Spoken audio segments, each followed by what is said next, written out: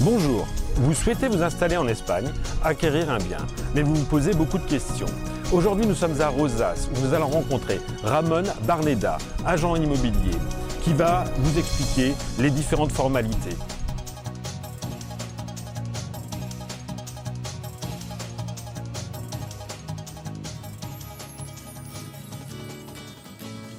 Bonjour Ramon.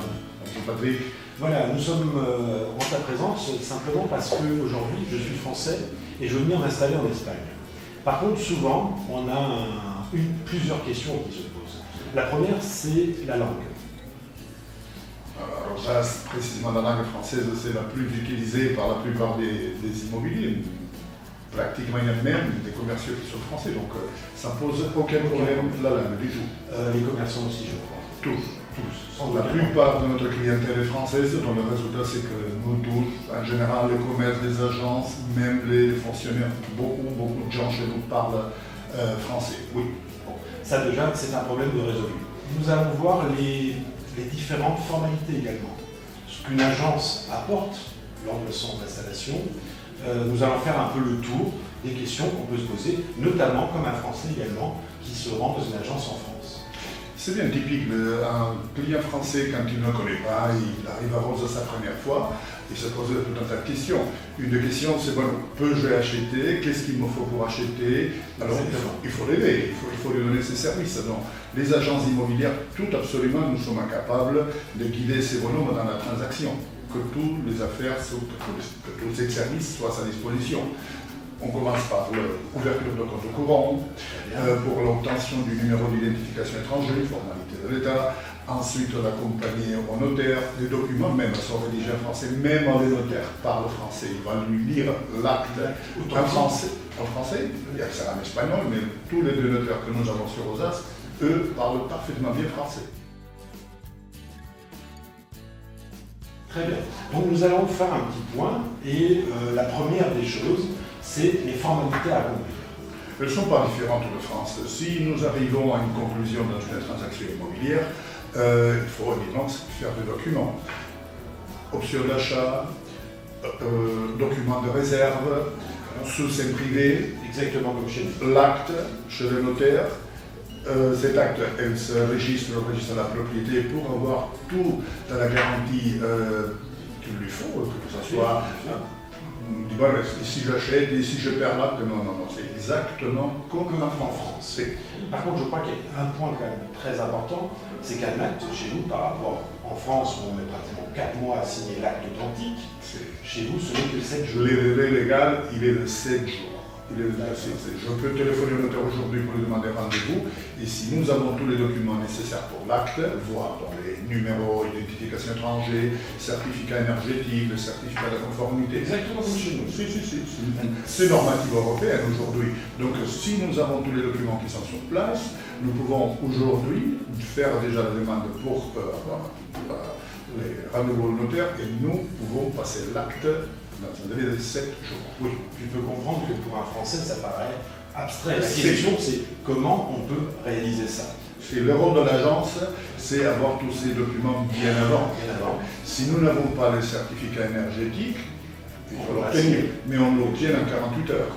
Très bien. Le certificat de conformité, il traîne pendant 20-25 jours, tant que les techniciens viennent, ils vont à la maison, etc.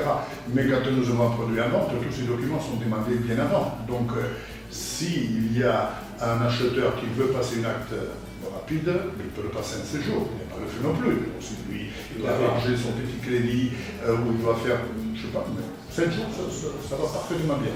Justement, tu parles des crédits. Est-ce qu'aujourd'hui, moi, je peux avoir un crédit en Espagne? Bien sûr. Une banque espagnole vous prêtera en fonction de l'expertise du bien, il vous prêtera un certain pourcentage. Quand c'est deuxième résidence, et après l'expertise par part de la banque. Alors ça c'est une sécurité, je me permets. C'est-à-dire que si la banque me permet d'avoir un prêt, c'est que j'ai acheté au bon prix. Tout à fait. C'est une vraie sécurité. La banque, elle va toujours déplacer son expert. La propriété aura une expertise à en déterminer la valeur de ces biens-là. Et la banque ne prêtera pas en fonction, comme en France, des 100% ou 90%. ils font un peu de restriction parce que c'est une deuxième résidence, mais un citoyen européen peut obtenir un crédit chez nous, dans les Français, et dans n'importe quelle banque de chez nous, il y en a plein. Donc il va lui faire toutes les formalités, il va lui faire un crédit sur 5, 10, 15, 20 ans, les taux d'intérêt fixes, comme chez nous, exactement de la même façon.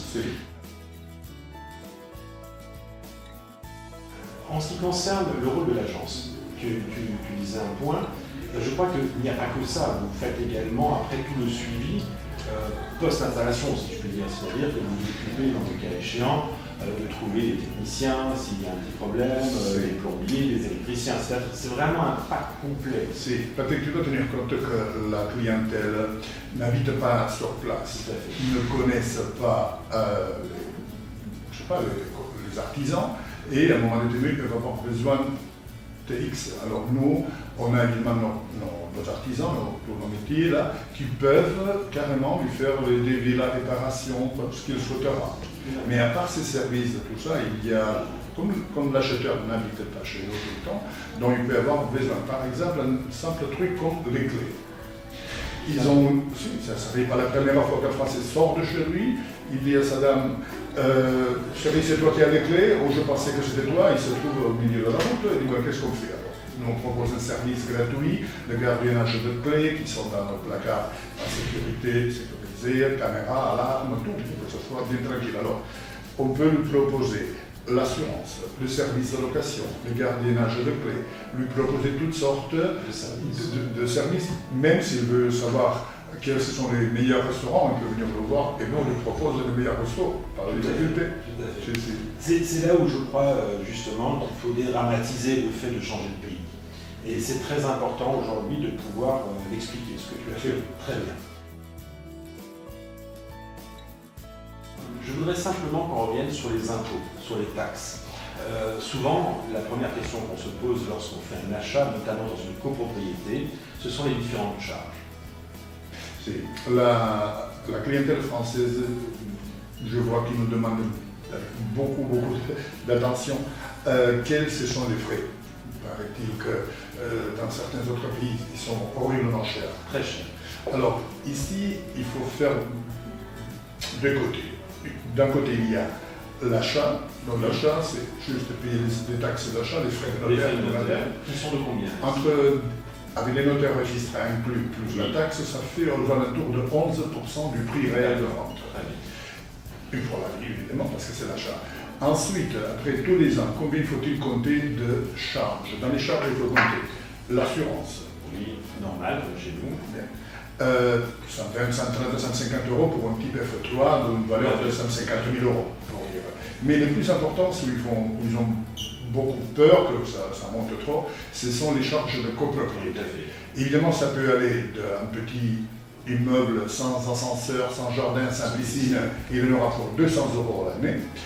Par contre, si c'est dans une résidence plus importante, jardin, piscine, service de vigilance, les syndics, la lumière de l'ascenseur, des escaliers, on peut le compliquer beaucoup plus, et ça peut aller à 6 et 700 euros, toujours dans un domaine d'un F2, F3. Ce qui est très cohérent par rapport à chez nous, où c'est pratiquement 500, 600 euros. Ce sont pratiquement les charges. C'est pas ça qui empêche. C'est pas ça qui va refroidir un acheteur. Parce que entre les charges de copropriété, l'assurance, comptons aussi les impôts dans la mairie, l'eau, l'électricité, un tout est bien compté et véridique, réel, on doit compter aux alentours de 1500 euros à l'année. Mais un impôt bien immobilier, il fait de l'ordre de 200 euros, l'impôt foncier. Ah ben l'impôt foncier, oui. L'assurance à 120, 130 en gros, l'eau par exemple, l'eau elle est forfaitaire à Rosas. On paye tous les 3 mois 62 euros et dans ces 62, il y a 30 000 litres d'eau inclus et en plus il y a tous les services de la mairie qui sont inclus dans ces tarifs. Donc on n'a pas du tout de surprise. C'est pas ça qui va quelque chose qu'on peut budgétiser. Tout à fait. 120, 130 euros par mois à l'année. 150 vrai maximum, donc non, c'est pas ça. C'est quelque chose de très raisonnable. Toujours dans les services de l'agence. Aujourd'hui, je pense qu'à Rosas, il y a une belle rentabilité vu le nombre de semaines sur lesquels on peut tabler en location?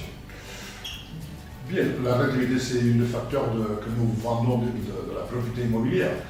Pardon. Il y a beaucoup d'acheteurs qui ne vont pas passer tous les 3 ou 4 mois de l'été parmi nous. Alors le résultat, c'est qu'eux, ils décident de venir le moment que ça les intéresse, les semaines que ça les intéresse. Il y en a pas mal qui décident de nous donner une location saisonnière.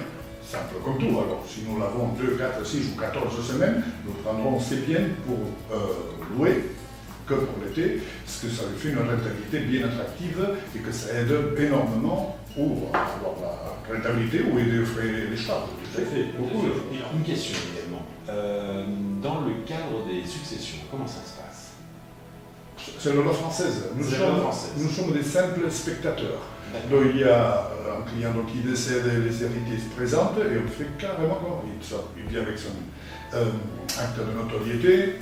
On va au notaire, on lui passe l'acte à lui, point à la ligne.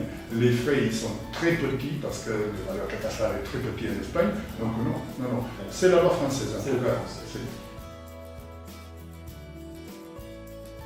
Concernant les agences immobilières, nous avons, nous, des fédérations, notamment la FNAIM ou un syndicat, le SNPI. Est-ce qu'en Espagne, il y a la même couverture ou les mêmes références? C'est très défini tout ça. Pour exercer notre activité, il faut être agent de la propriété immobilière. Mais il y a encore en plus, la Catalogne oblige à que tous les agents immobiliers que nous faisons des transactions immobilières, nous devons devenir des agences AICAT, agences immobilières de la Catalogne. Ça veut dire que c'est le gouvernement qui contrôle que nous avons la professionnalité, l'articulation et nos assurances, le compte séquestre, c'est qu'on puisse donner toutes sortes de garanties à notre acheteur. Donc, c'est obligatoire en Catalogne d'être AICAT, agent immobilier de la Catalogne, pour donner le maximum de sécurité à l'acheteur. Tout à fait. Donc aujourd'hui, je veux acheter un bien, ou vendre un bien tout simplement. Vous êtes quand même relativement nombreux, mais je crois que vous avez créé, c'est une des particularités, vous avez créé un groupement où vous faites beaucoup d'inter-agences. Nous avons créé cette association il y a quelques années. Maintenant, nous sommes 24. Et tous avec les mêmes codes de travail. Et nous devons obligatoirement être tous des AICAT, avoir expérience, être installés depuis un bon moment. Et nous sommes capables donc de proposer que sur la baie de Rosas 24 agences avec tous les produits, les explications. Donc franchement, pour les acheteurs et pour les vendeurs, ça nous convient pas mal de travailler avec nous. C'est simple, 24 agences. Avec un seul interlocuteur. Ça, c'est vraiment très intéressant. Tout à fait. Ramon, je te remercie de toutes ces explications. Je suppose que d'autres questions encore sont à l'esprit de chacun d'entre nous. Pour autant, il faut t'appeler. Tu seras certainement de meilleurs conseils. Et écoute, je te remercie encore une fois. C'était un vrai plaisir d'avoir ici Patrick à ta disposition et évidemment de votre clientèle, de la clientèle. À très bientôt, Ramon. Merci beaucoup.